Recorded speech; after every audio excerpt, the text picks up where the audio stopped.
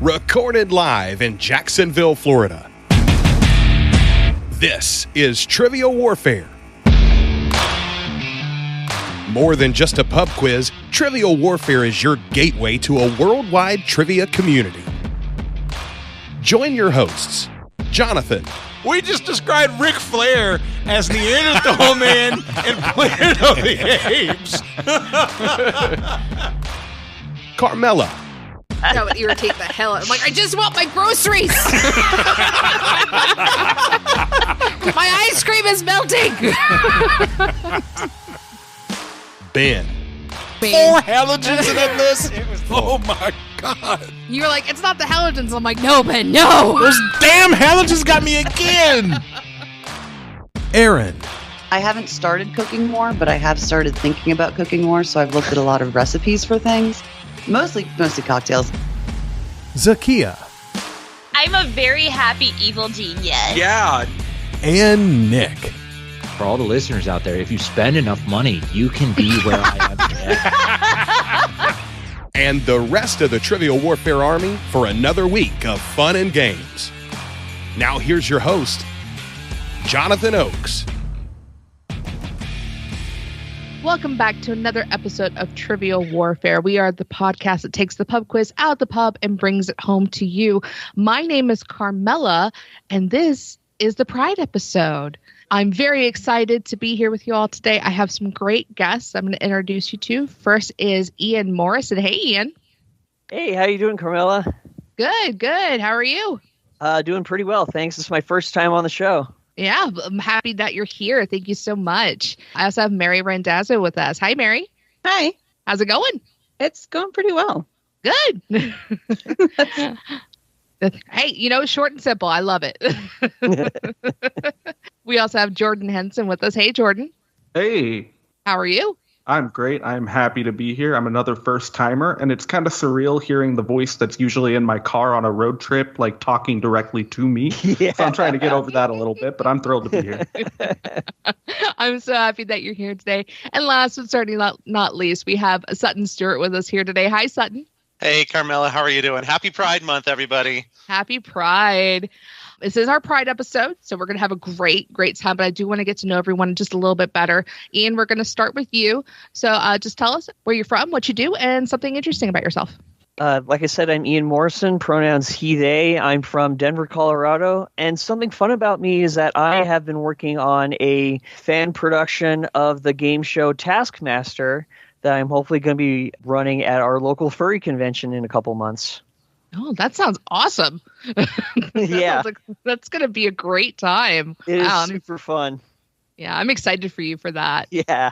Mary, same question. Where are you from, what you do, and something fun about yourself. I am from St. Louis, Missouri. Most recently, a office manager for an AV company. My pronouns are she, her. And something fun about me is that it will probably, I don't know when this episode airs. It may be beyond the date, but I'm part of a podcast that's based here in St. Louis that is a tabletop role-playing game advice podcast called Fear the Boot. And we are putting on our annual convention in St. Louis. It'll be like June 20th that weekend. And it's just 2 days of gaming because we wanted to get everybody together for 2 days of gaming. That sounds amazing. I'm excited for you too. This is going to be a fun month. Yeah. Jordan, where are you from? What do you do? And something fun about yourself. Hi, I'm a high school teacher. I'm from Kansas City, Missouri, and I believe I'm on the same team as Mary, so we have a Missouri team going on here, which I didn't realize coming in. And a fun fact about myself is that in a couple of days from the time of this recording, I'm going to be packing up and moving across the state for a month to teach at a summer camp. It's for gifted students, so I kind of call it like the real-life Hogwarts. Like, it's a bunch of kids who are just there for learning's sake, and we get to do all kinds of fun, nerdy stuff with them. Oh, cool. See, everyone's got all these fun, exciting things happening in their lives. I love it. I love it so much. And Sutton, you're not going to believe this, but I want you to tell me where you're from, what you do, and something fun about yourself. I'm blown away by the request. I didn't see it coming. No. Hi, everyone. My name is Sutton Stewart. I live in Moorhead, Minnesota, across the river from Fargo, North Dakota. And, we were talking a little bit about Florida heat. We had some Floridians here this morning because my fun fact is I ran a half marathon this morning. Oh, wow. And so today was the Fargo Marathon, kind of the big race in town here. And we had some Floridians that I was standing right next to, and they were complaining about how cold it was because it was 52 degrees when the race started this morning. But it is a beautiful, lovely 76 degrees outside, light breeze. There's no bugs anywhere. Summer's finally here. So, yeah, I'm thrilled about that. So, yeah, I'm excited to be here. Yeah, I'm so jealous of that weather. And also, you've had a full day. You ran a marathon. I just ran a trivia game. That's all I've done today. Hey, equivalent amount of efforts, just different output styles, right? Yeah. I'm so excited. I love doing this every year. And we are going to start it off with a Warm It Up, Chris. It's time to warm it up on Trivial Warfare today. And there's only one person who can warm it up for the TWA, and that's Chris. And sometimes Jonathan. And your Warm It Up, Chris question today. I have a list of, there's several different pride flags within the legitimate Aqua community. I'm going to give you the description of a pride flag, and I would like you to give me what that flag represents. And it's zero consequences. If you don't know it, it's not a big deal. We're all here to learn something cool today. So, Ian, we are going to start with you. And your flag has black, gray, white, and purple stripes. I want to say that's the ace flag. That's correct. That is the ace flag. Wonderful work. Mary, you get the pink, purple, and blue striped flag. Pink, purple, and blue. That should be, I think, wow. It'd be really weird if I got that one wrong because it sounds like the bi-pride flag, which would be mine anyway. It would be mine as well. Yes, that is the bi-pride flag. Good job. Jordan, you get pink, yellow, and cyan stripes. I feel like I really don't have good knowledge of my LGBTQ semaphore. So I'm going to kind of throw out some guesses here and hope we're okay. Would that be the non-binary flag, perhaps? It's not the non-binary flag. Does anybody know what this flag is? Is that the pansexual flag? It is the pansexual flag. The cousin to the bisexual flag. Yes. Yes, so that is the pan flag. Sutton, you get blue, pink, white, pink, and blue stripes. If I'm not mistaken, I think this is the trans flag. Yes? This is indeed the trans flag. Awesome. Great work. All right, Ian, back to you. Black, blue, white, blue, black, blue, and black stripes with a red heart in the upper left corner. That's a lot of stripes. It's a lot of stripes. Yeah. I know a red paw print is like the pup flag, but if it's a red heart, I'm going to say it's like the leather pride flag. This is the leather flag. All right. Great Nicely work. done. Mary, you get the green, light green, white, gray, and black stripes. Oh, I don't have any idea. Yeah, I'm not sure. Okay. Anybody know what the flag is? Oh, gosh, I feel like I should. I can picture it. I'm just trying to put a name to it. I'm pretty sure the flag is lovely. Yes. Green's my favorite color. Flag, yeah. It is a lovely flag. I do love seeing all the pride flags when they're out, blowing in the breeze. Yeah. Is this the intersex? No, this is not the intersex flag. This is the aromantic flag. Oh, right. Yes. So it looks very similar to the asexual flag, but it has green instead of the purple. Yeah, I was thinking it had more black, but yeah, okay. Okay, Jordan, you've got orange, light orange, white, pink, and dark pink stripes. I'm really not sure. Why don't we try like Two-Spirit? This is not the Two-Spirit flag. Does anybody know what this one is? Lesbian pride? This is a lesbian pride flag. Sutton, you've got blue, red, and black stripes with a yellow pie symbol in the middle. Oh my gosh, I can picture it. It's not coming to me. I am sorry, my screen did not freeze, my face froze. Gosh, I can't think of it. Anybody know what this one is? Polyamorous? It is the polyamory flag. There, yes. Yeah. Okay, thank you. That makes sense. Quick follow-up question for educational purposes. Is that pie like the Greek letter or pie like a delicious baked good? Like the Greek letter. Okay, cool. Apparently it was designed by a student in 1995 on like MS Paint. So I think they have voted on like a different flag that's got like an infinity symbol and like a heart and stuff. But that's kind of like the most common one because it was like the first one. It's Gotcha. The colors are a bit off-putting to me personally. Just the way it's the saturation of the color. It's very strange. Anyway, Ian, yellow, white, purple, and black stripes. I think that's the non-binary flag. This is the non-binary flag. Yeah. Mary, brown, rust, yellow, beige, white, gray, and black stripes with a black paw print in the upper left corner. Well, based on entirely on what Ian said earlier, is this pup or furry? No, this is not pup. I believe they have a red almost paw print? collar, like a collar thing or a paw print. But no, this is not pup. Does anybody know what this one is? Yeah, think of a bigger animal. Yeah, it's much bear. bigger. Yeah, this is a bear. Oh. Got it. This is far back. I love a bear. So, Jordan, you've got turquoise, seafoam, white, blue, and dark blue stripes. It's a great color palette. It's very similar in layout to the lesbian flag, but with cooler toned colors. Is this like something for like demisexual? This is not demisexual. Does anybody know what this one is? Gay man's flag. Yeah, the gay or the MLM flag. I'm getting my own flag wrong. It happens. It does. Hand over your gay card. It got lost in the mail, unfortunately. Aww. I'll allow it. And Sutton, finishing off with you. Red, orange, yellow, green, blue, and purple stripes with black, brown, blue, pink, and white chevrons encompassing a yellow triangle with a purple circle on the left side. Gosh, I don't know what they call the most recent design of it was the Progress Pride flag, but then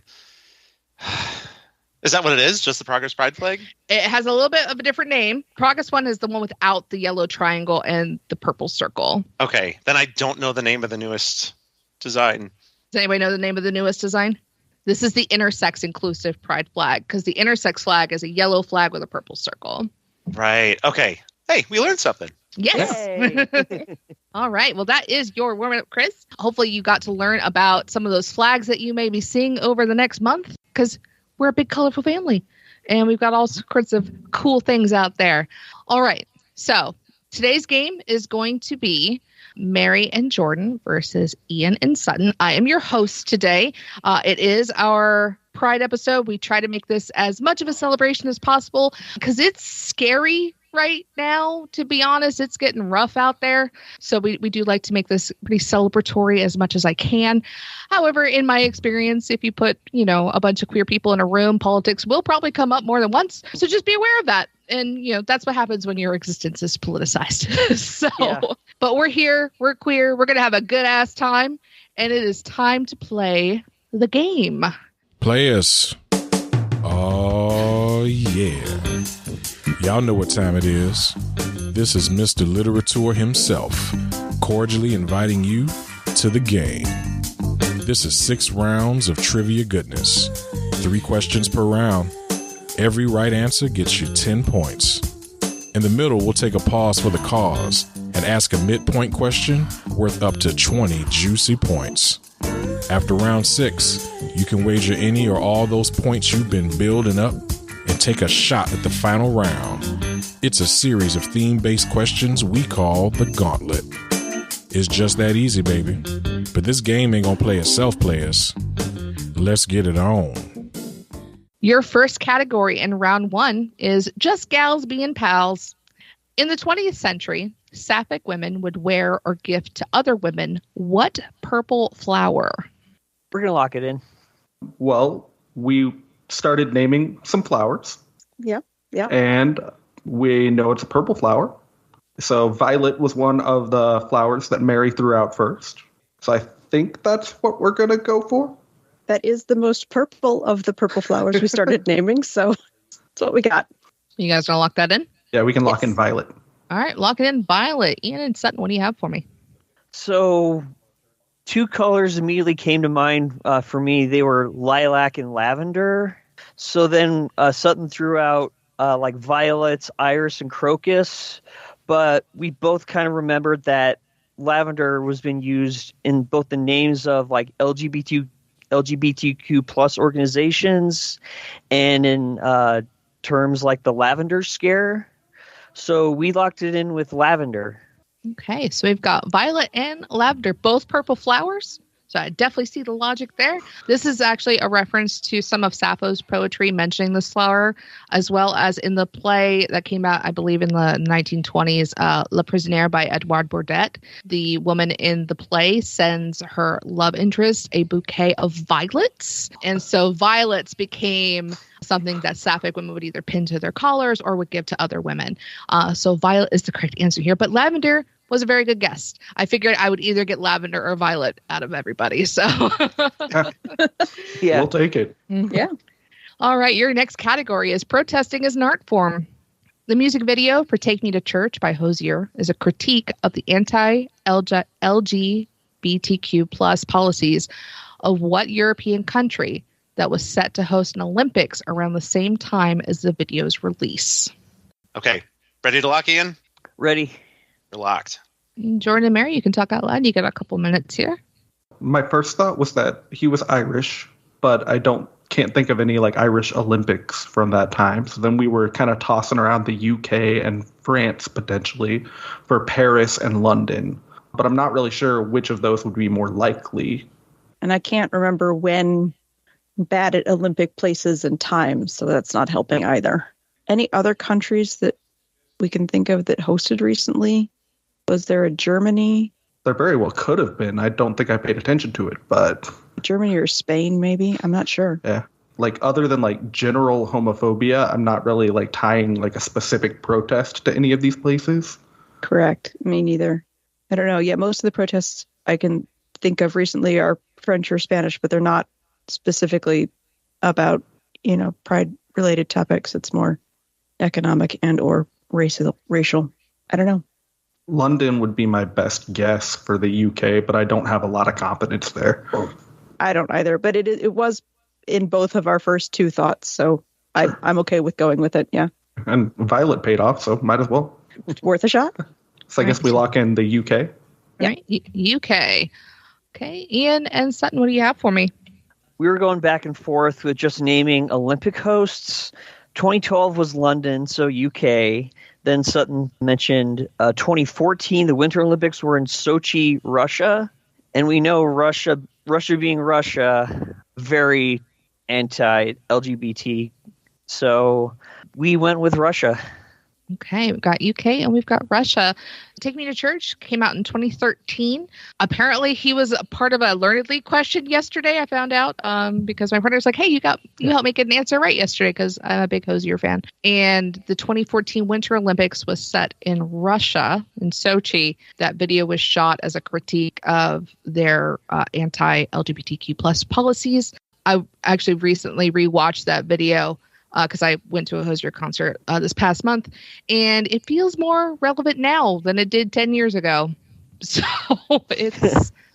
What does that say about where we are? Yes. Yeah, I think that says a lot about how far we haven't come in the last 10 years. So. I barely even knew that Hozier was still making music till I saw that same LL question. Yeah. So I definitely got that question wrong. I did the math on the years, so I thought, is it Hozier? Yeah, he's just putting out an album. He's still doing great. Nice. I'll have to check him out. Yeah, absolutely. I highly recommend it. All right, your last category in the round is in science. Science. Science?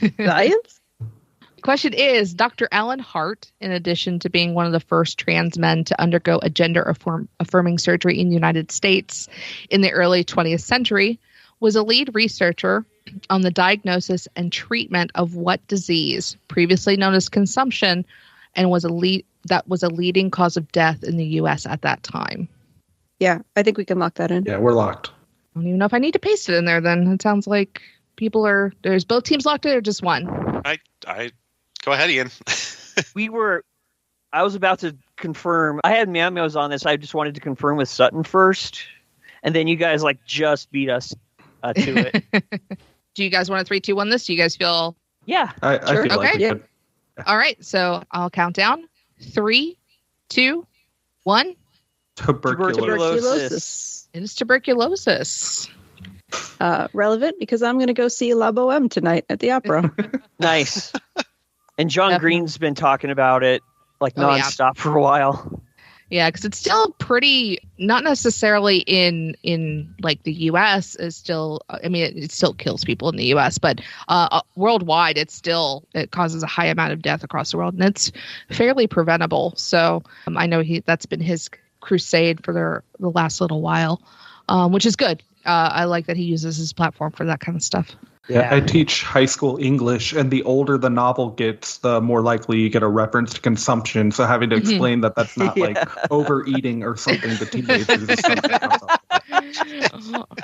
Or the handkerchiefs were embroidered with like roses or strawberries to hide that someone might be coughing blood into their handkerchief. Well, that is the end of round 1, and the score is tied 20-20. You guys are doing great. All right. Hey. Round 2, first category, is on top of the universe. 2023 really seemed like Ncuti Gatwa's year. Sex Education completed its successful 4-season run on Netflix. He was artist Ken in the Oscar-winning Barbie movie. And then he made his debut as long-running and popular British sci-fi character for his 60th anniversary special. We got Meows on this. Okay, you guys are locked in. So I think Jordan and Mary, you can talk out loud. Yes, I actually missed most of the question. My internet froze, but I completely agree with I'm pretty confident Jordan. here too, yeah. Yes, no, you're absolutely correct. So I'm on a trivia team with a very big fan of this show who is always hoping that a Ncuti Gatwa question is going to pop up because he's partly because he knows how to pronounce the name and not a lot of people do. So he's like, yeah, this is mine. This is Doctor Who, so the character would be the Doctor. Yes, Right. agreed. And Sutton and Ian, what do you have for me? We had the Doctor as well. I am very excited to see another Scottish Doctor, a first openly gay or openly queer actor to play him, the first Black Doctor. It's so exciting. It's so refreshing, and I fell in love with him instantly. He's a fine-looking guy. Yes, he's very attractive, and he does make a fine-looking doctor because that is the correct answer. Yeah, and he's a lot of fun as an actor. I loved him in Barbie movie. I think he's excellent. So, and about the pronunciation thing, there was a video he did pretty recently about how his mom revealed that he had been pronouncing his own name incorrectly. So he was 26. It's Ncuti. Oh no! Yeah, you do pronounce the N apparently. Yeah. Now I know that. Okay, next question. Your category is Princesses and Queens. During their Coachella performance this year, what singer proclaimed they were your favorite artist, which is a reference to a Sasha Colby quote, "I am your favorite drag queen's favorite drag queen." I think we're locked. Okay. Mary and Jordan locked in. Ian Sutton, you can talk out loud. I've never really followed Coachella. I feel like I've heard this quote, though, so I'm just trying to think of, at least trying to go for, maybe if I can think of one word, then the rest will come to me. I'm thinking someone Rose, someone Grace. And you're for the name of the artist, who would have said that?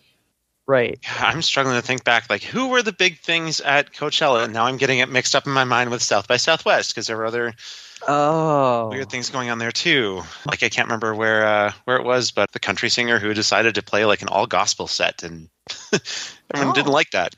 Coachella. I mean, was Beyonce there?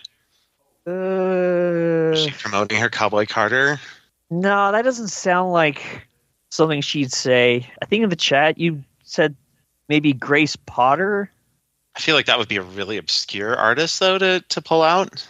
Maybe, but at the same time, it's something your favorite artist would follow, as opposed to someone who's super well known.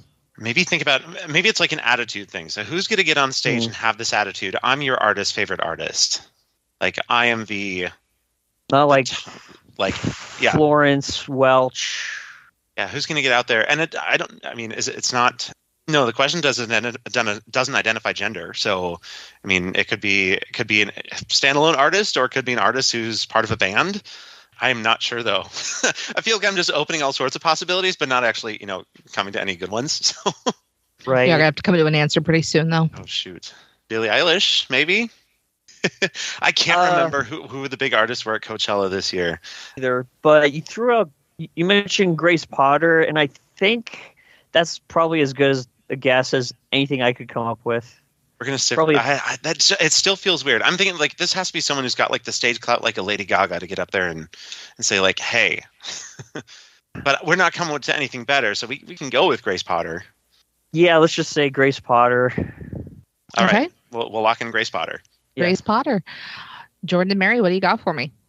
I had no modern pop, as I said, is not my forte, or any kind of modern music really is not somewhere I have a lot of knowledge about, Coachella especially. So I was kind of going on vibes here with my answer that I threw out. It reminded me, I think this is a quote from the frontman of the Velvet Underground, who said something like, "Nobody bought our records, but everybody who did made a band." So like talking about somebody who might be like influential and notable in music, but maybe didn't get like the radio airplay of one of the big stars. So then I was thinking like somebody who's kind of always been in the background of music that I don't like I know their name, but I don't really know a whole lot about them as individuals. So I threw out Lana Del Rey.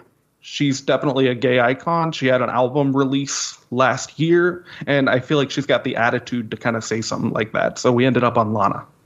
All right. So we've got Lana Del Rey and we've got Grace Potter. I named the category Princesses and Queens because it references a drag queen, and this artist's debut album was The Rise and Fall of a Midwest Princess. I'm looking for Chapel Roan. Oh, shoot. Mary, she's from Missouri. I know. I just heard her Wait, Don't Tell Me episode a couple weeks ago. Yep. Oh, right. Yeah, Well, her Tiny that Desk hurts. concert was great. She's got a really like just drag aesthetic. She's a real young woman. But the curly red wig and the clown white face, it speaks to me personally. And her music's a lot of fun. Okay, your last category in the round is Scenes and Screams. Disco Bloodbath is a book written by James St. James, later turned into the movie Party Monster, and tells the story of St. James's time with Michael Alec, while they were members of what New York nightlife subculture? I think we're locked. Okay. That means we have to talk. Yeah. My brain is definitely still on the marathon course.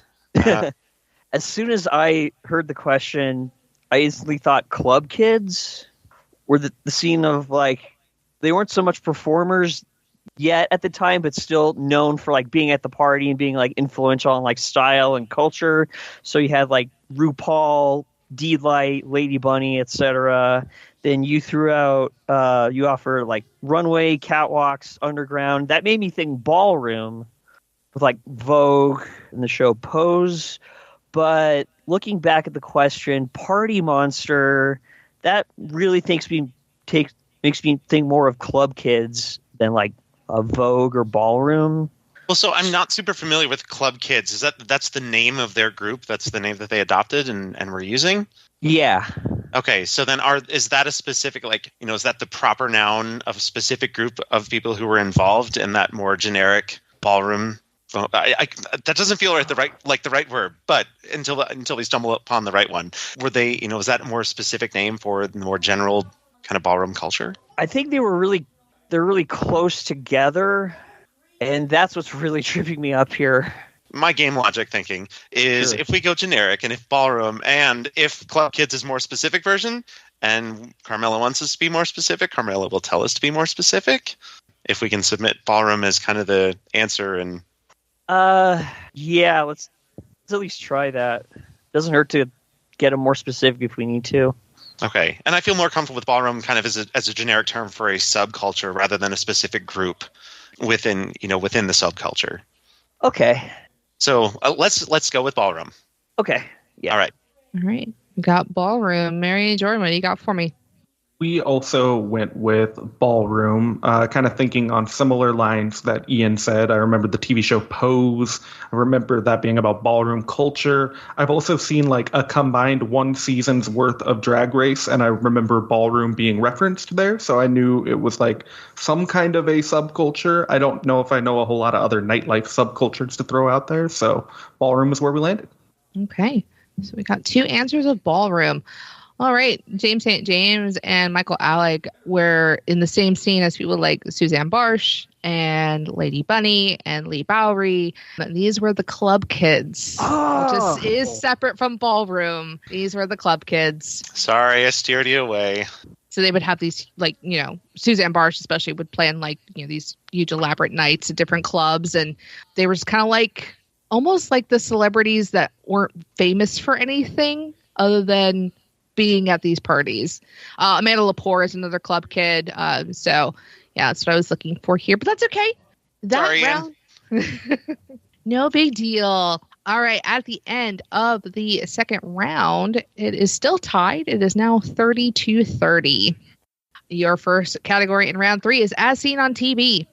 The fashion house Heatherette was featured on America's Next Top Model during its 3rd cycle. It was founded by Traver Raines and club kid born Richard Eichhorn, and shares his stage name with a Harvey Comics character that debuted in 1953. We're going to lock it in. Okay. Oh, this is certainly a question. It is. Yeah, I think this was playing harder than I thought it was going to, but what's frustrating is that Richard Eichhorn sounds very familiar, but without context in my brain. And Harvey Comics is annoying because I know more than nothing about comic books, but that's not coming to anything. Yeah, I got no support for you here. I'm sorry. Yeah, I know. Well, and based on the last question you asked, superhero versus more like Archie, I think Harvey doesn't come to mind. I'm more familiar with the superhero side of things, and I could be completely wrong, but that doesn't sound... It's probably less likely to be a superhero in that case. I'm not sure. That wouldn't be like who made the Archie comics, would it be? I don't really know. It might be. I don't know. Maybe like an Archie name to go with? It's more than nothing, which is otherwise what we're looking at. So how many Archie characters can you name?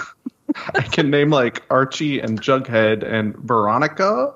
Oh, Veronica. That could also be like a drag name, possibly. Yeah.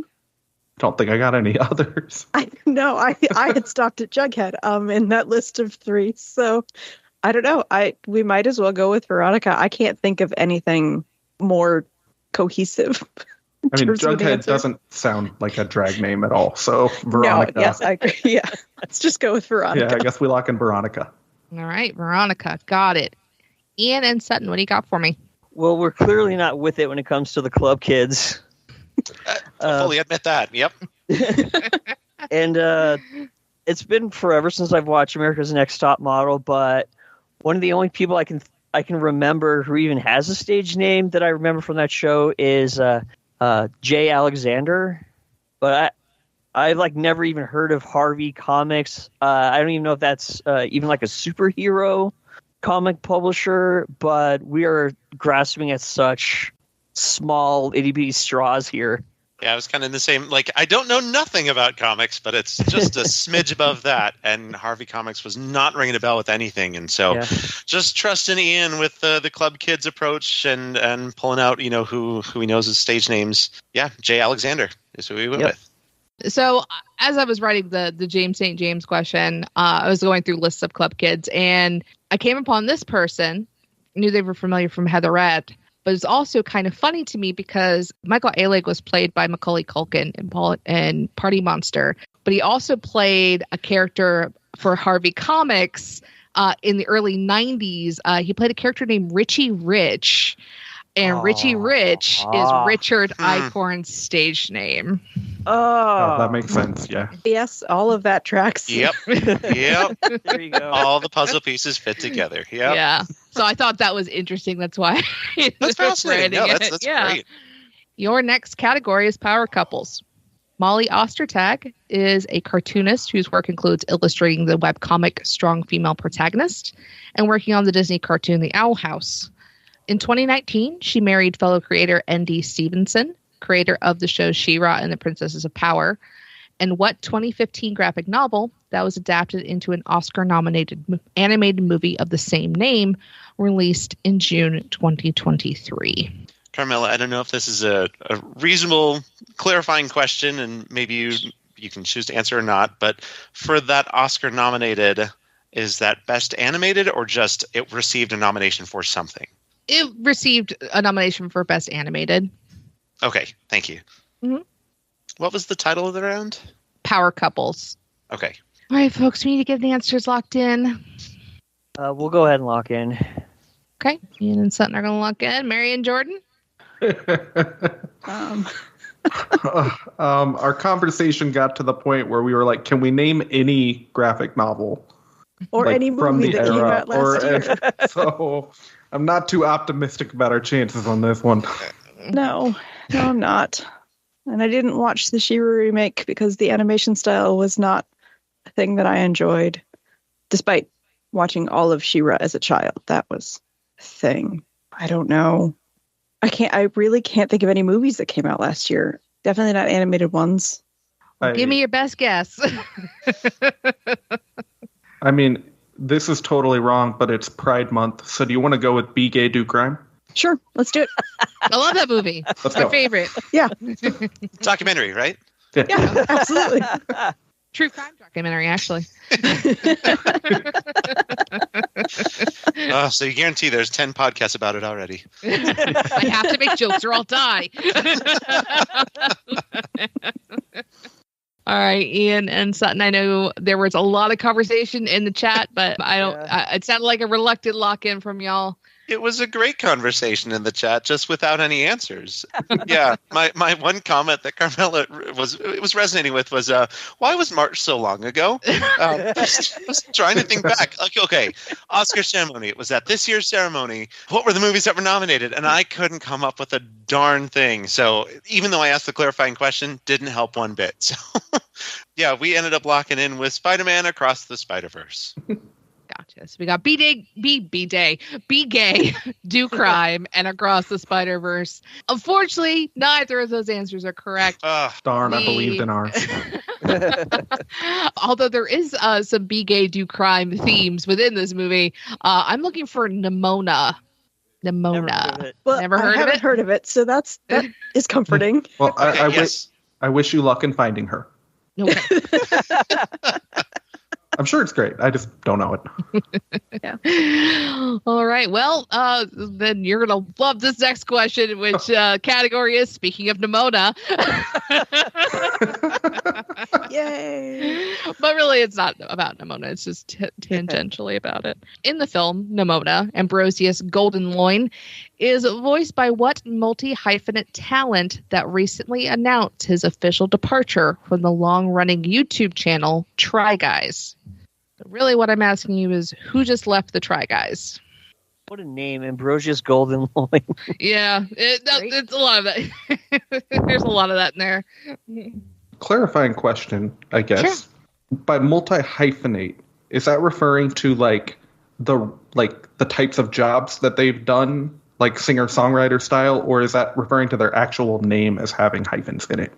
Their actual name does not have hyphens in it. So this would be like their, a triple threat or a quadruple threat or, something like that. Gotcha. Thank you. Mm-hmm. Guys have about another minute. We are locked? Question mark? All right. Mary and Jordan are locked in. Ian and Sutton, you can talk out loud for the next 15 seconds. We threw out names that we knew. Nothing could really come together for us. We're circling around a drain, but in a different bathtub. Yeah. For this answer. I mean, we're trying to think okay, so they're doing multiple things. This is a voice talent. They probably got their start on YouTube or their social media, some musical talent and vocal talent and still have these different things going on. Just trying to think who fits that mold. And we're just struggling to come up with a name. So I don't know. Do you want to go with a Lucky Johnson on this one? Or maybe a Lucky Smith for Carmela? Yeah. All right, so we're going with Lucky Smith. Lucky Smith. Lucky All right. Smith. Gotcha. All right, Jordan and Mary, what did you come up with? Well, not a lot. We were struggling to know any of the YouTube connection at all. Yeah, I'm not particularly sure what the Try Guys try. So that's kind of where we're at. I do remember an online content mini league on Learned League a while back that I participated in. And I remembered Matt Pat being a YouTube name. And we didn't come up with anything better than that. So we're going Matt Pat. And the kids are going to laugh at me if they hear this episode. Okay, we got Matt Pat and we got Lucky Smith. Okay, well, the good news is that Matt Pat did recently retire from YouTube. So he is a YouTuber who recently left the platform and retired from Game Theory. This group was in the news a couple years ago for a less than great departure of one of their original members due to an affair with one of their company's employees. But this was a much happier departure of Eugene Lee Yang. He's one of the Try Guys. So what I'm finding out is that my round 3 hyperfixations are only mine and nobody else's. At least judging from this sample size, yes. Yeah. Statistical error here. Everyone else is. You just got the 4 who are not. Right. Every listener is screaming, how did they get all these wrong? Because we're just 4 people who didn't know. Can't wait for the spoiler thread to come out. Yeah. Well, that is who we're talking about, Eugene Lee Yang. He publicly came out in 2019 with a music video entitled I'm Gay, which raised hundreds of thousands of dollars for the Trevor Project. If you've never seen it, it's beautiful. It definitely made me cry. And I think even if you don't know who the Try Guys are, you don't really have to. It's just a really good video and something to watch. So I do recommend watching it. All right. Well, I won that round. Way to go. So going into the midpoint, it is still 32-30. And your midpoint category is in our own voice. I am going to give you the names of some memoirs of LGBTQ plus folks in the entertainment business. Please give me the name of the author. So I'm going to give you the book title. Give me who wrote it. Naturally Tan, Not My Father's Son, Out of Sync, Redefining Realness, and I'm Just a Person. So I'm looking for 5 names. We're going to lock it in. Mary and Jordan, you can talk out loud. You have probably another 15 seconds to figure out your final answers. Okay, do we think the one that the realness one could be like a talk show type of person, maybe reality TV? I mean, that's all that I can think. It's not something I have any real connection to. We have half answers at least for the rest of them. So, let's try Andy Cohen. Why not? Okay, that works for me. His face keeps popping into my brain, so we'll give him a shout out. Yeah. And do you have a? I really don't. That's the problem. Is I was kind of hoping you did. So on the first one for Naturally Tan, my very first thought was that one of the new Queer Eye hosts is named Tan, but I don't know his whole name. So maybe a half an answer.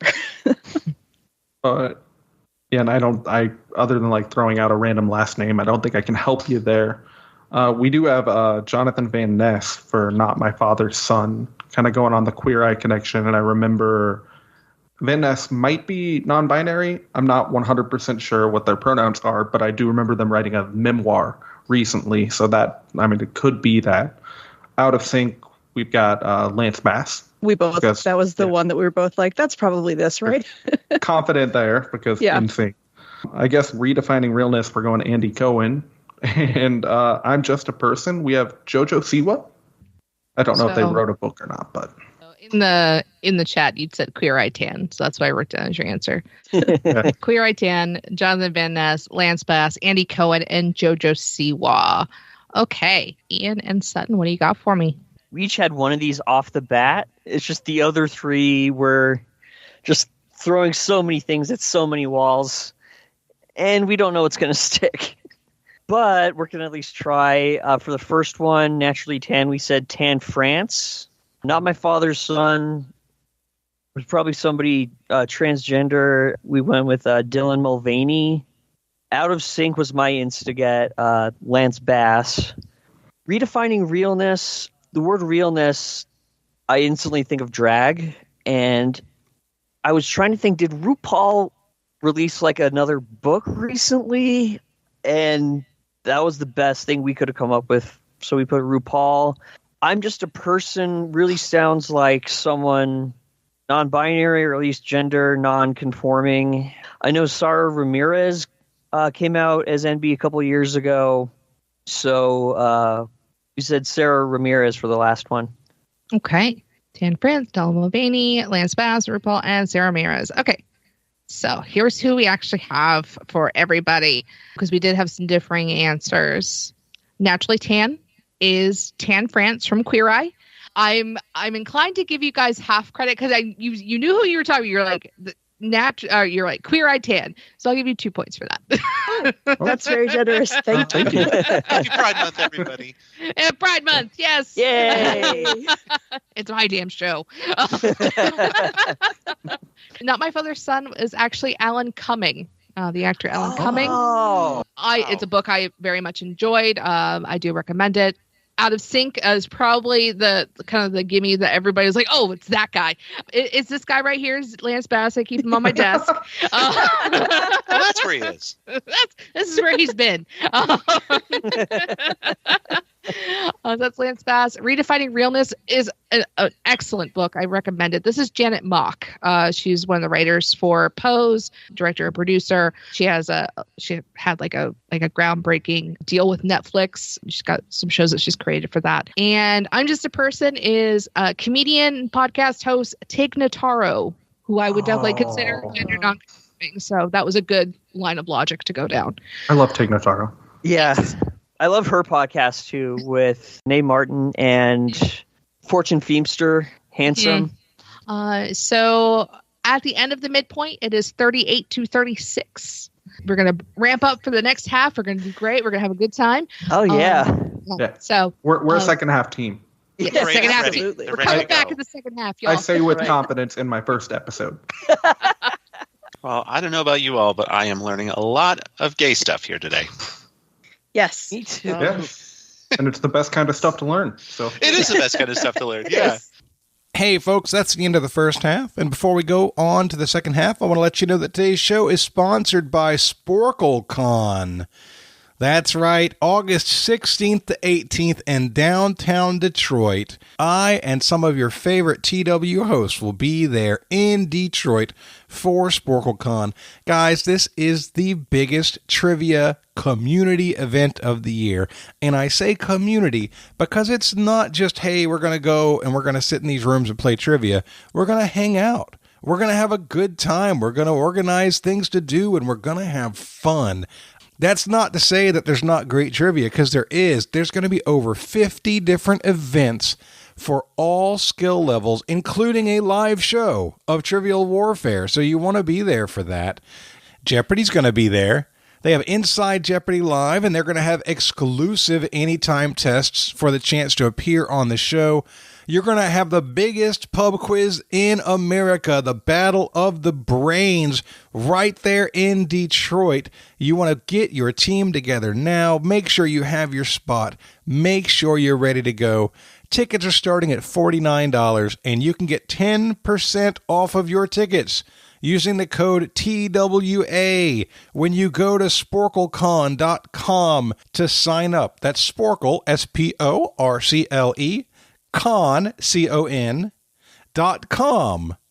to sign up. And remember to use your code TWA to save 10% on your tickets. I want to see you there August 16th to 18th. Can't wait.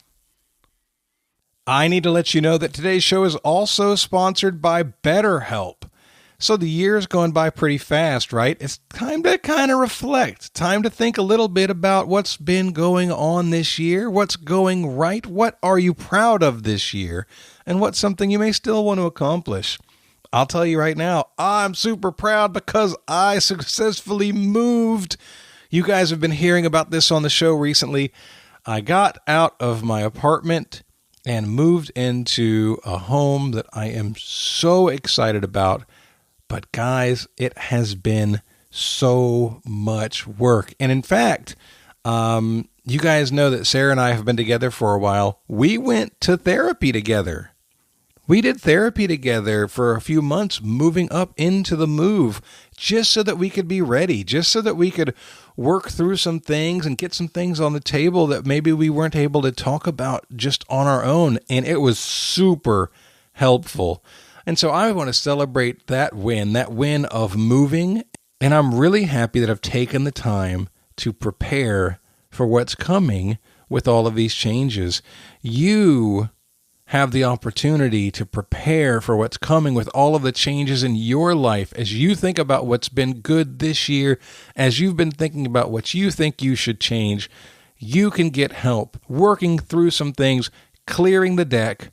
This is a great time to do it, and BetterHelp is here to help. If you're thinking of starting therapy, now is a great time to try BetterHelp. It's entirely online. It's convenient. It's flexible. You can work it with your schedule.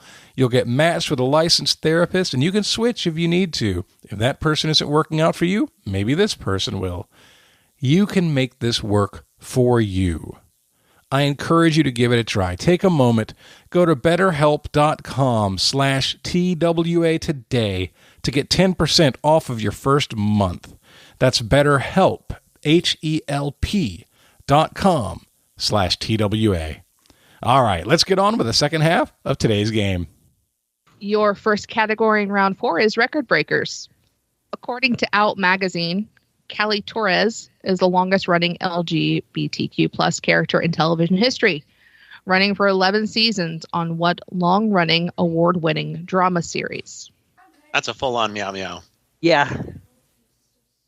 Blow the train whistle. Sure. Bang the hammer. We are locked. I don't have any of Jonathan's beep. Oh, we gotta get something gay for this one. Oh, I can clack a fan. Hang on. There we go. Yes. Yes. Yes. I don't know how well this would carry on to the microphone, but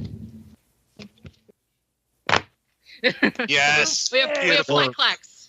I like it. Clack clacks. Yep. Got flap flaps. Well, Jordan had an instant thought, and I agree, I think. So the other day, or not the other day, it was a couple days ago when I found out I was going to be on the episode, I was like, ooh, I better know gay trivia, right? So I was looking through like a list of like gay trivia questions from some magazine somewhere, and I remember seeing something about longest running gay character on a show being Grey's Anatomy. So if that's wrong, I'm going to feel very foolish, but that's what is coming to my brain. And it's a long-running drama series, and it's won awards, so I'm there on Grey's Anatomy. I like your logic, and I've never watched it, so I like your logic. Thank you. All right, so you guys are going with Grey's Anatomy? Yeah. Okay. Ian and Sutton. We were both like instantly Grey's Anatomy. I was a big fan of the show, so I remember I was in freshman year, and it was the bomb episode. If anyone knows Grey's Anatomy, there's the post-Super Bowl episode. Someone comes into the hospital, and they have a bomb in their chest, and it's undetonated, and they leave the cliffhanger at the end of the episode as you hearing the explosion. And then that's how they're hooked to come back and watch the next episode. So that was how I got into the show. And I think it was the season after that, or 2 seasons after that, that they introduced Dr. Callie Torres. Initially, I think she was the love interest of, who's the actor? Ted, one of the original 4 interns. I cannot remember his name. The one who left the show because of homophobia. I forget what the interaction was with, was it Isaiah? Oh, can't think of his name either. I'm giving nothing worthwhile in this conversation other than it's definitely Dr. Callie Torres. I remember her being introduced into the show. There's this song in the background. She's dancing by herself because for the first few episodes of the show, it's not clear. But then we found out that she's been living in the hospital because she doesn't have a place to go home to. So Dr. Callie Torres is from Grey's Anatomy. All right. So both teams said Grey's Anatomy. I did leave the honorific off the front, but it sounds like I didn't really trip any of you guys up because this is Dr. Callie Torres, played by Sarah Ramirez, who you just mentioned not that long ago. She was originally a love interest for the character's name was George O'Malley, played by T.R. Knight. T.R. Knight was the one who had the interaction with Isaiah Washington and ended up leaving because of homophobia, because he came out very shortly after all of that. All right. So both teams get credit, and we are kicking off the second half right, y'all. Yeah. Your next category is modern medicine by lamplight. Unlike Kelly Torres, this medical professional was a real person. She established reforms for hygiene improvement, lowering death rates during the Crimean War, and pioneered the use of data and statistics in graphical forms with the use of polar area diagrams. Who is this woman, born in May 1820? We're going to lock in. Okay. Mary and Jordan, you can talk hello. Jordan, the answer is yes. Clara Barton is the one that I mix up with Florence Nightingale all the time. Gotcha. It makes sense. They're both famous for being like battlefield nurses, right? But Yes. I think Clara Barton was in the American Civil War. Yeah, she's the American. Yeah. And Florence Nightingale was European, so Crimean War makes sense. Category was medicine by lamplight. I remember her being like the lady with the lamp or some kind of other nickname like that. So I feel like we can go with Florence Nightingale. Yes, I agree. Okay. Sutton and Ian, what do you have for me? I took an online class in data analytics to try to see if I still wanted to be working in the airline industry or if I wanted to leave after 7.5 years. So when I saw the data and statistics thing, that really nailed down Florence Nightingale for me, too, because we also had the same, like Clara Barton, Florence Nightingale coin flip. So, yeah, we said Florence Nightingale. This person had several quote-unquote close friendships with women throughout her lifetime.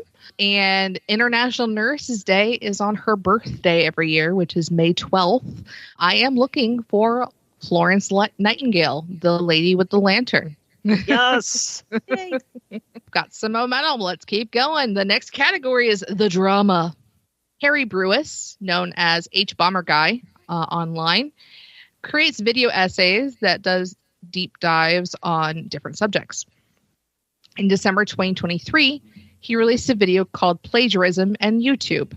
It took aim at what seems to be an ongoing plagiarism trend by different creators on the platform and had to focus on what quote-unquote creator who had entire videos that pull materials from queer authors, research, and columnists wholesale and presented it as his own work. This resulted in this person nuking his channel, and his Wikipedia entry now just redirects to H Bomber Guy.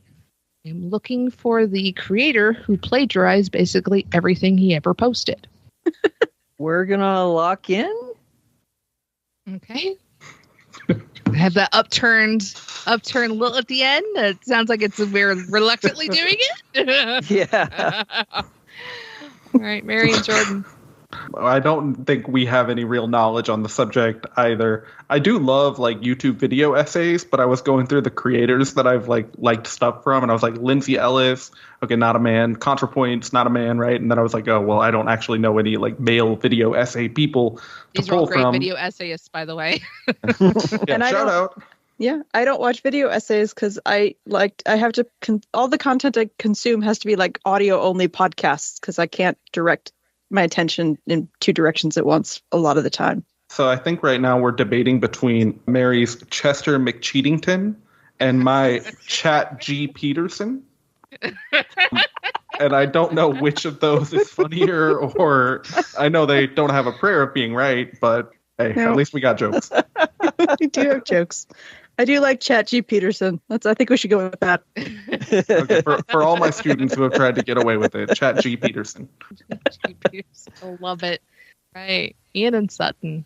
So I have kind of the same attention issues with video creators and essayists. Like I really have to dedicate some time and set aside to watch something specific if I really want to watch something.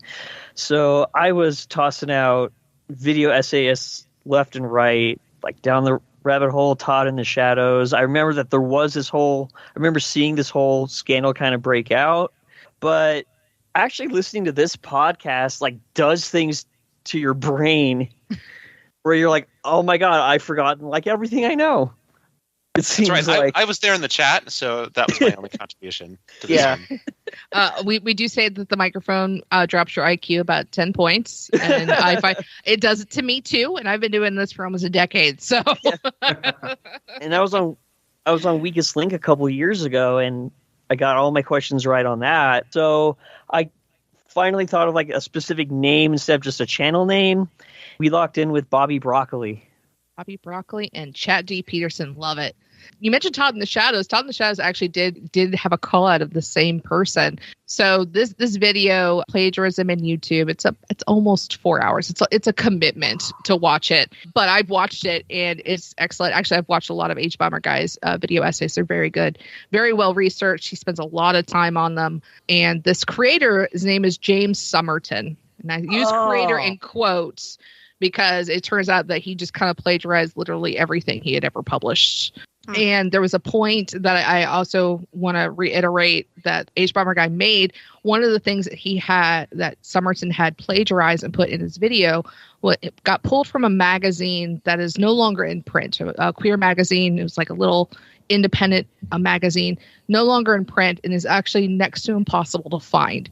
And really the only practical way to find this information was through this plagiarized video.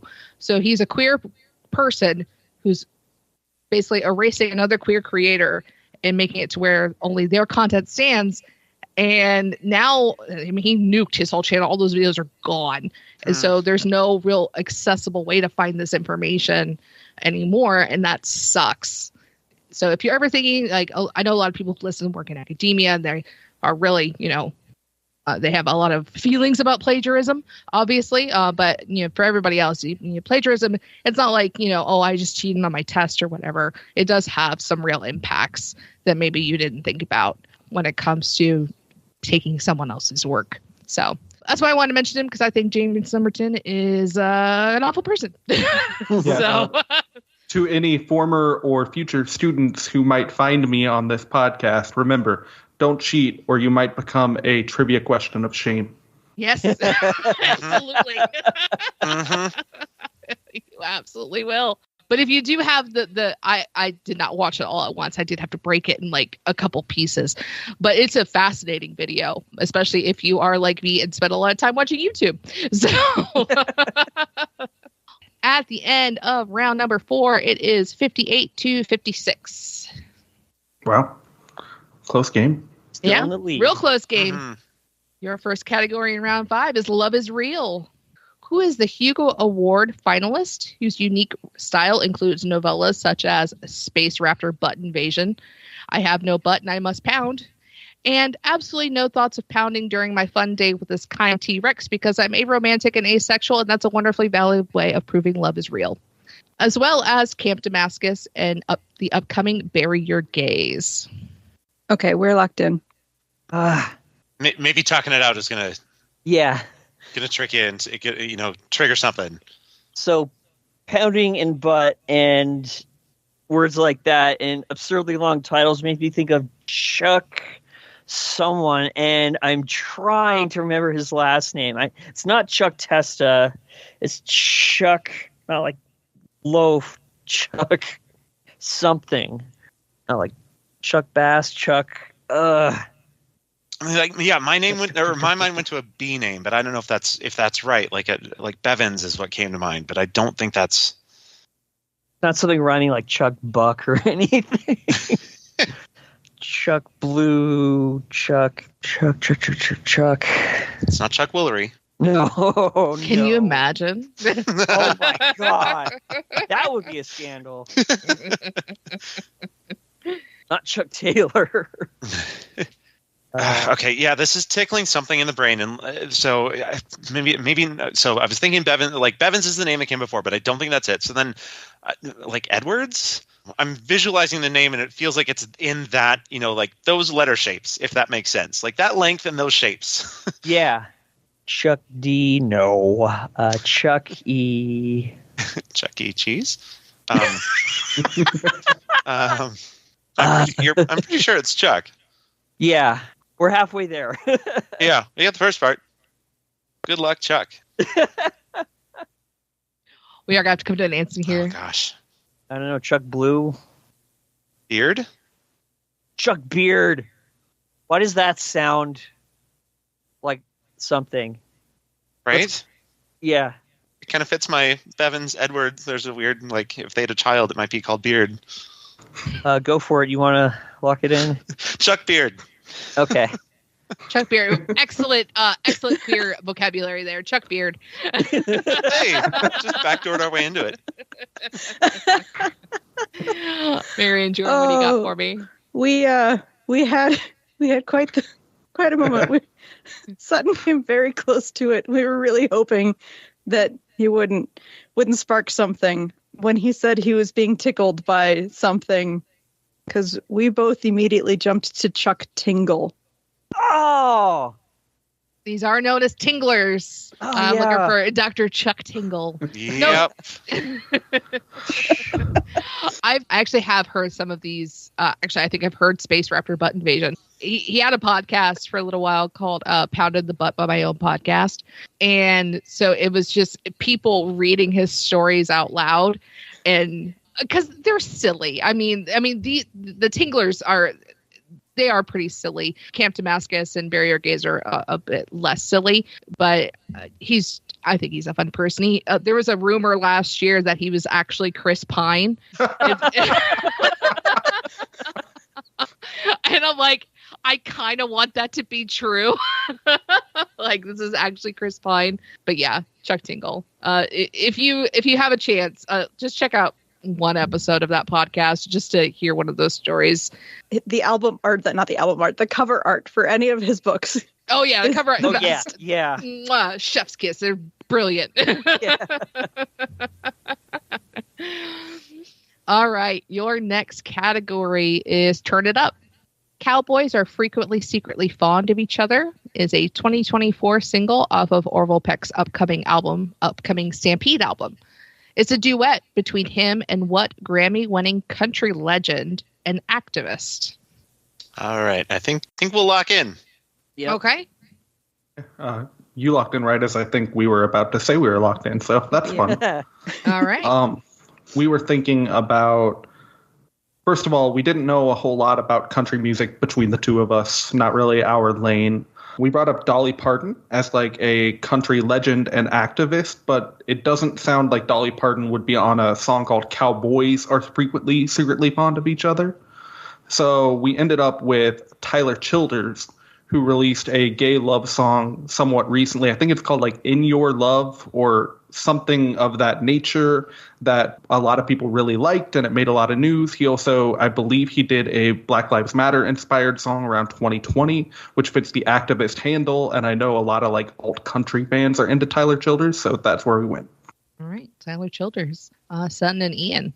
So I'm pretty sure I've heard the song, but as I mentioned in the chat that I am Mandela affecting myself. And so I'm not sure if I actually heard what I thought I heard. But I'm pretty sure that I heard this song. Of course, this was at our local dive bar here in Moorhead.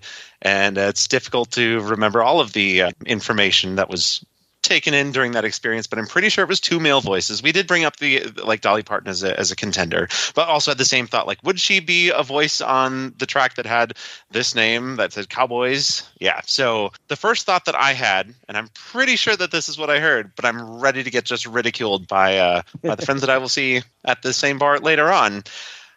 We said Willie Nelson. Willie Nelson and Tyler Childers. If any of y'all need like queer country recommendations, like, because I know technically, theoretically, at least in the last 20 years, post 9/11, country hasn't been super queer friendly. But if you ever want recommendations, if you're interested, I've got plenty of artists that you could listen to. Love Brandi Carlile specifically. Brandi Carlile, Allison Russell, Tyler Childers, honestly, a whole bunch of people. Tyler Childers has a lyric in a song called White House Road that makes me laugh every time I hear it. Is get me higher than the grocery bill. And I'm like, yeah. In Your Love is also a really great song. Unfortunately, it's not the answer I was looking for. This is an environmental activist, as well as a activist for the full legalization of marijuana. I am looking for Willie Nelson. Yes. It's also a really fun song. I can show my head proud when I walk in next time now. They won't laugh at you. I feel like I have an Orville Peck question every year just because he keeps putting out new music. And I'm like, but I love it, so here you go. Your last category in the round is two dudes on the battlefield 5 feet apart. Patroclus is a hero of the Trojan War and was killed by Prince Hector while leading the Myrmidons while disguised as what other Greek hero? Patroclus and this hero were never explicitly said to have an intimate relationship, but there is plenty of subtext to support the theory. We got flap flaps on this one.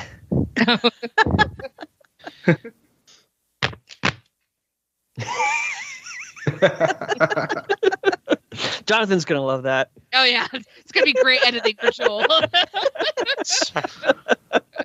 Hear me out here. This is going to get a little weird. I'm currently playing a video game called Hades. It is known for having like really positive LGBTQ representation. I've been talking to a friend who recommended the game to me. And I mentioned in our messages that I was shipping the main character with Achilles. And then I recently discovered in Achilles' backstory in the game, every character is from Greek mythology.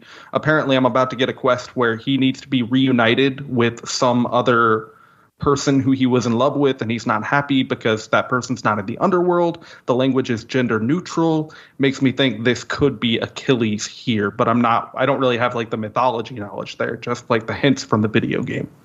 That is a name that I can. My problem is that I don't know a lot of the Trojan mythology. I've got a lot of the Greek like gods and goddesses like in the overall stories there, but specifically the Trojan War is not something that I ever delved into. But Achilles sounds correct to me. Then let's lock in Achilles. Achilles, Ian and Sutton. Well, Sutton had it right away. I mean, I love the way that you explained it too, because for me, the game Hades is what reminded me too that, oh yeah, this was the thing that I learned from mythology once, and here it is right in front of my face, at your fingertips. So yeah, this was Achilles. My friend is going to crack up so much when they hear that that's how we got it, because that conversation happened like an hour before we recorded this.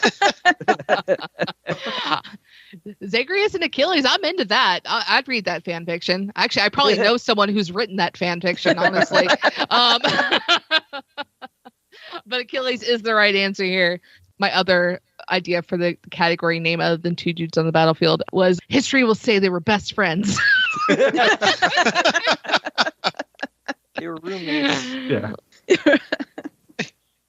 Like, nah, that was his boyfriend, and you beep know it. All right. So at the end of round 5, still very tight game. Ian and Sutton have 78. Mary and Jordan have 76. Oof. We are getting into round 6. First category is It's Art. It's art. It's art. Which artist of the Neo-Expressionism movement sold his first painting, Cadillac Moon, which was painted in 1981, to Debbie Harry of Blondie for $200? A painting he did the next year, Untitled, eventually sold for more than $110 million in 2017, 29 years after his untimely death. I think we're locked in. Ian and Sutton. At first, I thought it was Keith Haring, but then once you finished the question, I was like, I think Keith Haring passed away in like closer to 90, 91, because 2017 minus 29 would give 1988. And that's what kind of led me to Basquiat, Jean-Michel Basquiat. So I'm also thinking Haring is more pop art than neo-expressionism. Yeah, I don't know much about more recent art, so I mean I trust your judgment. If you going by what you said, if it's between those two names, then yeah, Basquiat. Okay. Yeah, we're gonna say Basquiat. Okay, Basquiat. Mary and Jordan.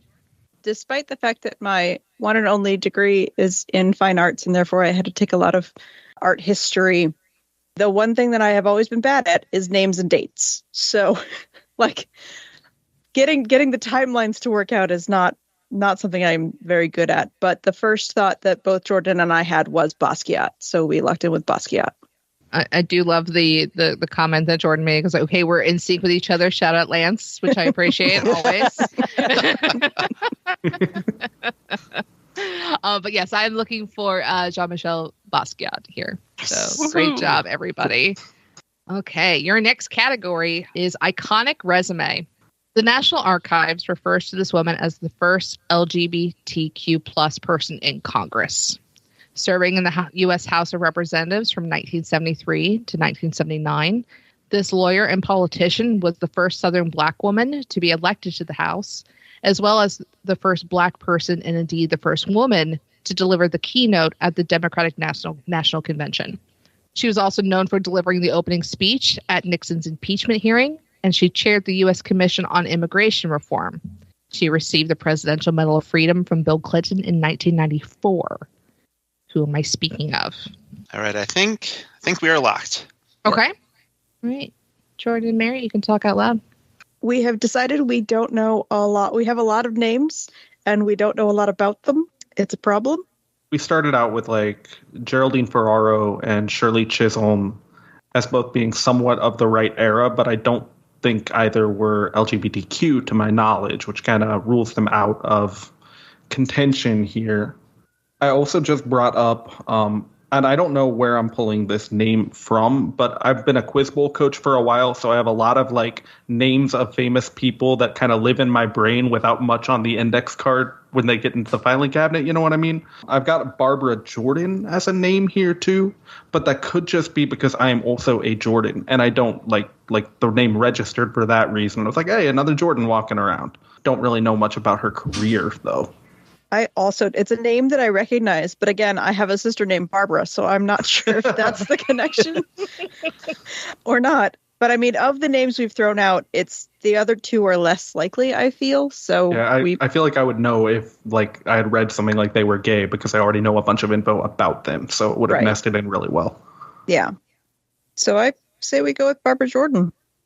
Sure. Why not? In honor of your sister and me. Yeah. By your powers combined, Barbara Jordan. Got it. All right, Sutton and Ian. Sutton said an earlier hymn knew this.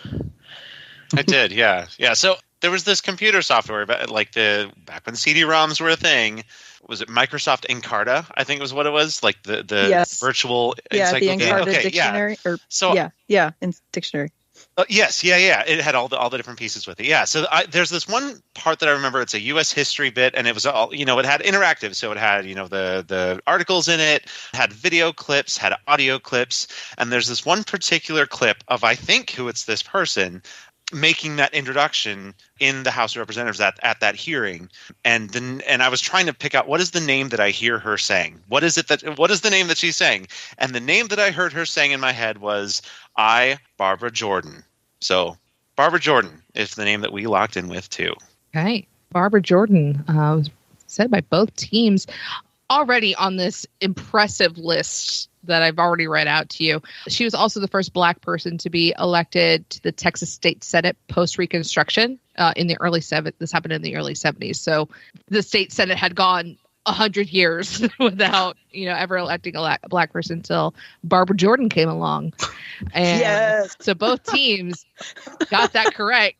And I mean, I put this towards the end of the game because I thought that was really hard. Turns out I just need to give y'all nerd beep and pop culture stuff. not last year's Oscar nominees or anything. No, not you're right. Yeah, Oscars. Politics. That's what I told you guys we get political. I can't believe that was right, but I'm not complaining. No, that was excellent. That was amazing. Yeah, I was just kind of like reading through it. I was like, man, she did a lot of stuff. Like I said, the National Archives refers to her as the first LGBTQ person in Congress. She was never out publicly, probably for her own safety, but she did have a partner of more than 30 years up until her death in the mid-90s. So, but yeah, absolutely impressive person and impressive pull for both teams. Good job. Your last category before the gauntlet is Drag is Not a Crime. Formed in San Francisco in 1979, this group of activists, educators, and performers has provided HIV/AIDS education, raised money for charity, and protested for LGBTQ plus equality, all while dressed in drag in the style of Catholic nuns. What is the name of this order? We're going to lock it in. We both agree that this group sounds absolutely delightful. And we would love to be friends with people who are involved just because that's got a lot of personality to it. I'm not sure we know what their name would be. Probably like the order of something. And the first thing that comes to mind is the Order of the Garter, but I'm pretty sure that's a real thing and not this. I mean, it's better than anything I've got. What are other clothing words or maybe like drag relevant words that could go in there. Order of the wig. Wig, yeah. You threw out habit as a possible place to pun from, but I don't know. I like it, but I don't know how to fit it in. If you've got Order of the Garter as the name of a real organization, then that's better than anything I'm going to have, just kind of trying to guess at words. So I'm okay to go with that. Okay. Yeah, I don't think it's this, but we can go with it. Sure. The Order of the Garter. Got it. Sutton and Ian, what do you got for me? At first, I was thinking act up, but then I heard drag in the style of Catholic nuns, and my thumbs weren't fast enough for my brain to type it in the chat. So I saw with the chat was Sisters of Peru Indulgence, but then I corrected it to the Sisters of Perpetual Indulgence.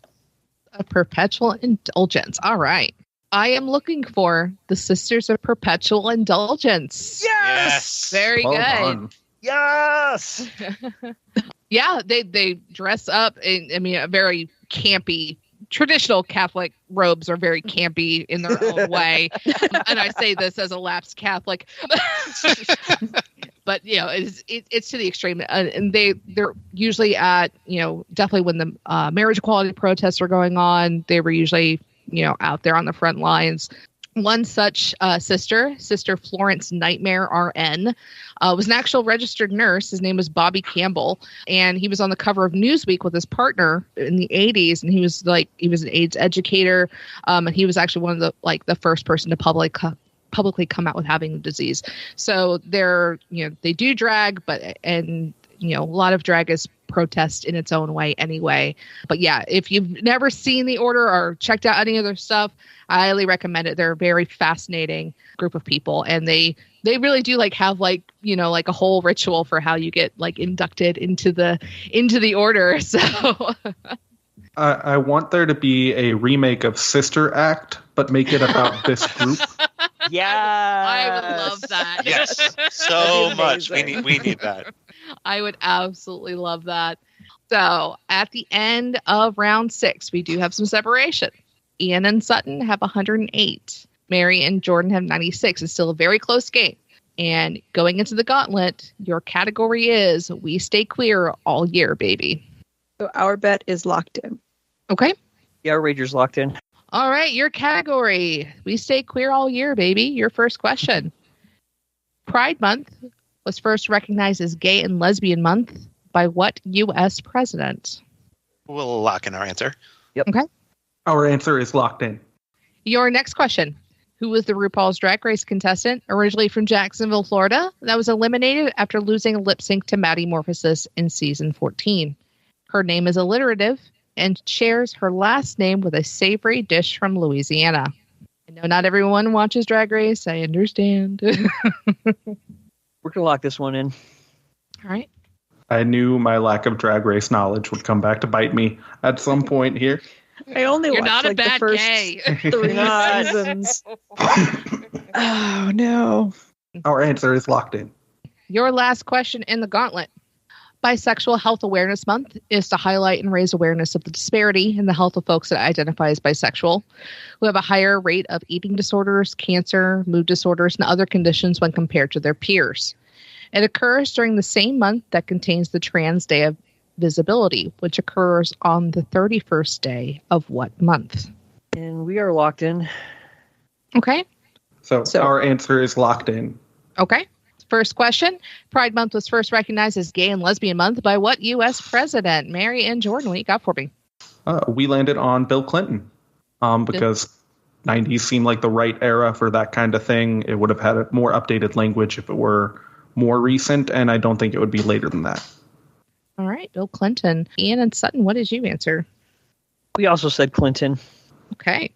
Next question. RuPaul's Drag Race contestant, originally from Jacksonville, Florida, eliminated after losing to Maddie Morphosis in season 14. Her name is alliterative, and she shares her name with a savory dish from Louisiana. Ian and Sutton, what do you have?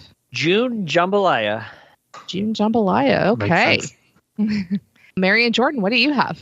We went with the food clue and just needed a first name to go with it. So we landed on Jambalaya for the food and Jessica Jambalaya for the drag queen name. Okay. Jessica Jambalaya and June Jambalaya. Got it. And last but certainly not least, Bisexual Health Awareness Month also corresponds with, it's the same month that has Trans Day of Visibility. What month am I looking for, Mary and Jordan? First thing I remembered is that Trans Day of Visibility had happened recently. And then I was like, it fell on the same day as something else. What was it? Oh, right, Easter, because that was a fun coincidence. So we said March. All right, March. Sutton and Ian. Yeah, I also remembered that it was happened to fall on Easter this year. Conservatives were so upset. It was hilarious to watch. Plus, April and February don't have 31 days, so we said March. All right. So we only differed on that second question. So I'm going to read that one out last. Bill Clinton was the first president to acknowledge Pride Month. At the time, it was called Gay and Lesbian Month. I think someone said, I think it might have been Jordan, that it seemed like the right time to where it felt like, oh, yeah, this is like the 90s version of inclusion, but really it's pretty exclusionary just to say Gay and Lesbian Month. But, you know, now I like to say Legitimate-a-qua because it's fun to say. And Bisexual Health Awareness Month does take place in March. And then that middle question, the contestants who lost to Maddie Morphosis. Maddie Morphosis, if you don't know, is a person who identifies as straight but does drag, which does happen. So they were a kind of a first for the show. And staying in the theme of We Stay Queer All Year, trying to direct you to maybe a name that contains some sort of date or month that would be alliterative with jambalaya, is June Jambalaya. Yes! So Ian and Sutton got the question, got the gauntlet. Mary and Jordan didn't miss it, unfortunately, with Jessica Jambalaya, which I think is a great drag. Like, if she ever has a drag daughter, she should be Jessica Jambalaya. I think that's excellent. Yeah. I think that's absolutely excellent. Not going to be a whole lot of drama here, but Mary and Jordan, why don't you go ahead and let us know what you wagered? I let Jordan do the math. So we knew we were behind. We tried to cover a wrong answer on the cover bet. We went with 72. 72. So you will finish with 24, which is excellent, considering that it was a very pop culture heavy round and you're not a pop culture team. So I think you guys did excellent. And Sutton and Ian, what did you wager? We weren't sure what was going to happen here. So, doing crunching numbers, you can go for a lockout? Are we going to play conservative? How mean is Carmela going to be to us with the gauntlet questions? I'm very nice, I promise. Yeah. Carmela is super nice. But yeah, go ahead, Ian. And we thought this is the only time to go conservative ever. I'll allow it. We went with 5 points. 5 points. That means you will finish with 113. So with a score of 113 to 24, Ian and Sutton are your winners of this year's Pride Month episode. Yes. Well played, both of you. Good job. Yeah, thank you. Excellent job. I do like to give everyone a chance to do any shout outs, any causes they want to promote. Ian and Sutton, you're the winning team, so I'll let you guys go first. So Ian, we'll start with you. Especially this month, support your local LGBTQ plus homeless centers, support groups, open and affirming and welcoming churches. This is our month to really get it out there saying, hey, we're here, you matter, you're safe with us, and we will support each other. We're a big family and we'll fight for our rights together. But Sutton. Yeah, so I think we're all aware, or most of you who are listening here, at least in the United States, that this is an election year, and there will be some important choices made just a few months from now. And I know the election that is going to be drawing most of the attention is, of course, the presidential election, but there are ballot races up and down from local, state level, your county commissioners, your soil and water districts. All of these positions are really, really important, even though they might not be directly tied to some of those, queer affirming policies or creating those safe spaces. It is really important that we do our research ahead of the elections and make sure that we are voting for candidates that we can trust to protect our rights. So yes, as Carmela is holding up the vote bracelet, my encouragement to all of you is, I know we are going into the summer season and the political campaign season is not going to quite fully take off here for, a few weeks and months yet, but get started looking at your candidates. Know who's going to be on your ballot and be ready to make some good choices this November. And remember that voting is a chess move, not a Valentine. Ooh, I like that. I've never heard that really before. All right, Mary, what do you got for us? I think I'm going to say, if you can, support your local libraries. In a lot of cases, your librarians are the ones who are fighting to keep books on the shelves and give access to everyone. And libraries have a lot of resources beyond books that help people in all kinds of areas of their lives. So, yeah. Also, it's where I go to vote. I typically vote at my local library. There you go. There you go.